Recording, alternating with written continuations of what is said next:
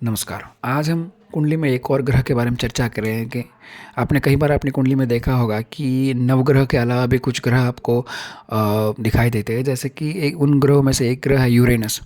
ठीक है। तो यूरेनस ग्रह के बारे में चर्चा करेंगे कि यूरेनस ग्रह हमारी कुंडली में इतना इम्पोर्टेंट क्यों होता है। ठीक है।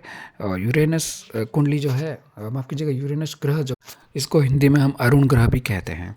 तो चलिए, कुंडली के प्रथम भाव में लगन में अगर यूरेनस ग्रह है तो जातक को बुद्धिमान बनाता है, जातक मनमौजी स्वभाव का होता है, और जातक की बुद्धि जो होती है वो बहुत शार्प होती है, बहुत एक्सपर्ट होता है हर चीज़ में, बातचीत करने में, पढ़ाई में। पर इसके कारण जातक को कहीं ना कहीं घमंड हो जाता है। जिस राशि में यूरेनस बैठा हो, शरीर का वह भाग जातक को विकृत अथवा दोषपूर्ण हो जाता है। यदि बुध गुरु आदि शुभ ग्रह से युक्त है या दृष्ट हो तो व्यक्ति अलौकिक पुरुष होता है। वृश्चिक राशि का यूरेनस जातक को शस्त्र विद्या या सर्जरी का पदार्थ विज्ञान में यश प्रदान करता है। मिथुन तुला कुंभ राशि का यूरेनस होने पर कल्पना बुद्धि प्रबल होती है जातक की। ऐसा व्यक्ति अच्छा कवि और लेखक भी बन सकता है।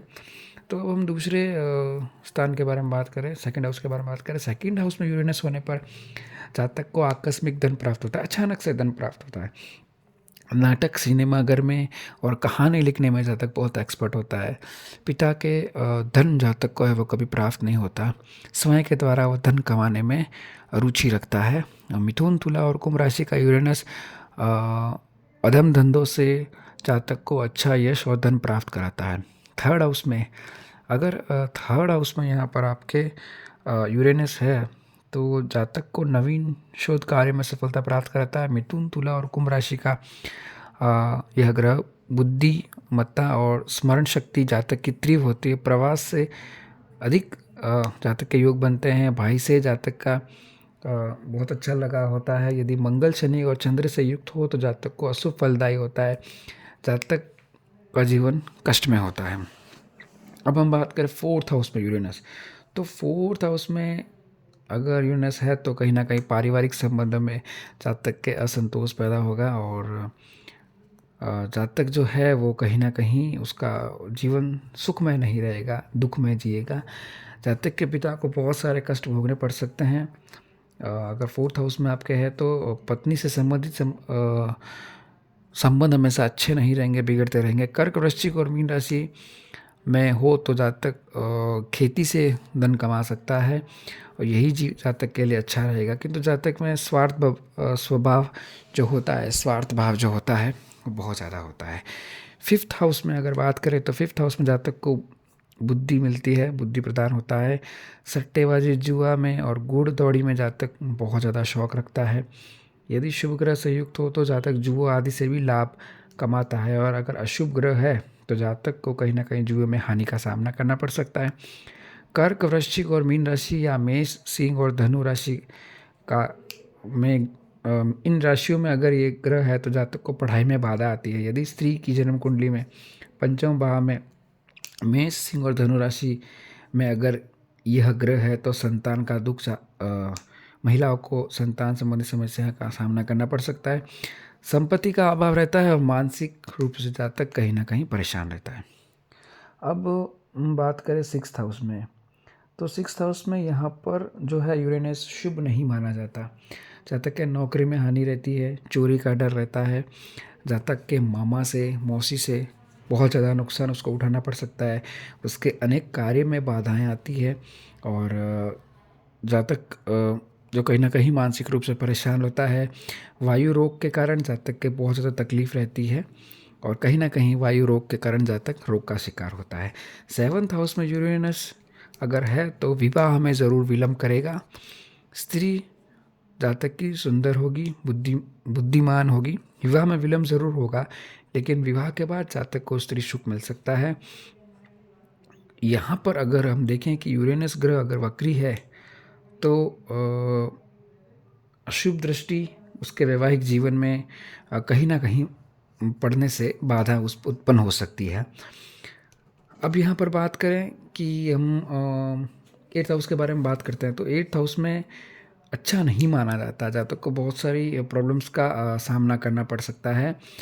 जातक कहीं ना कहीं उसके जीवन में बहुत से कष्ट आ सकते हैं।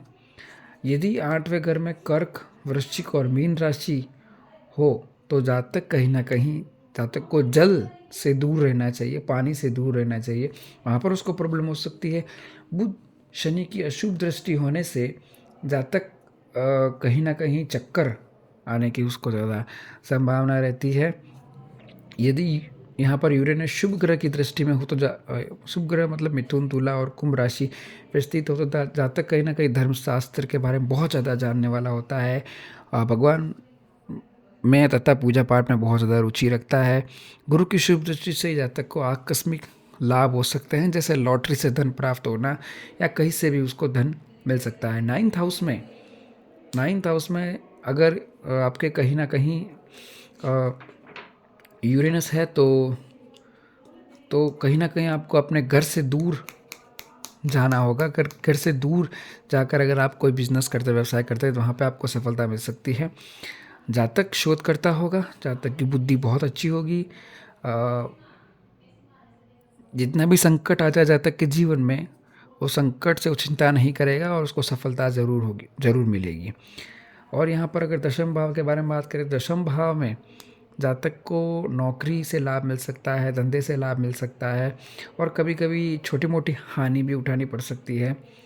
जातक यहाँ पर अपना व्यवसाय बार बार बदलने के बारे में सोचेगा कि मुझे ये व्यवसाय अच्छा नहीं लगा, मैं दूसरा व्यवसाय कर लूँ, तो इस प्रकार के उसके मन में विचार आ सकते हैं। और यहाँ पर अगर देखें कि हम सूर्य, चंद्र या गुरु की दृष्टि हो तो जातक को सरकारी नौकरी भी मिल सकती है, उच्च पद की प्राप्ति भी हो सकती है और औद्योगिक कारखाने या बीमा कंपनी से जातक को उच्च पद की प्राप्ति हो सकती है। मोस्टली सर्वाधिक कार्य में जातक को यश प्राप्ति हो सकती है। 11th हाउस में ग्रह है तो कहीं ना कहीं पिता को हानि का सामना करना पड़ सकता है और जीवन में प्रॉब्लम्स आ सकती है। प्रदेश में जातक का भाग्योदय हो सकता है, आकस्मिक धन प्राप्त हो सकता है, किंतु जातक की संतान कम होगी। 12th हाउस में यह ग्रह अशुभ माना जाता है। जातक के बहुत सारे गुप्त शत्रु होते हैं और जातक के कुंडली में बंधन योग बनता है। दुख, अपयश, अपमान का जातक को हमेशा सामना करना पड़ सकता है। शनि या मंगल अगर यह है तो जातक को कारागार की यातना भोगनी पड़ सकती है।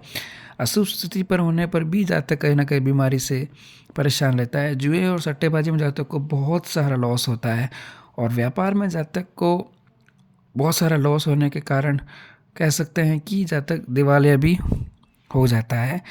और विद्या में जातक को कहीं ना कहीं इतना यश प्राप्त नहीं होता। तो कहीं ना कहीं यहाँ पर हमने सभी ग्रहों के बारे में चर्चा की, किसी ग्रह में अच्छा शुभ फल देते हैं, किसी ग्रह में अशुभ फल। तो आज के लिए बस इतना ही दर्शकों, वीडियो अच्छा लगा तो लाइक कीजिए, चैनल को सब्सक्राइब कीजिए। राधे राधे।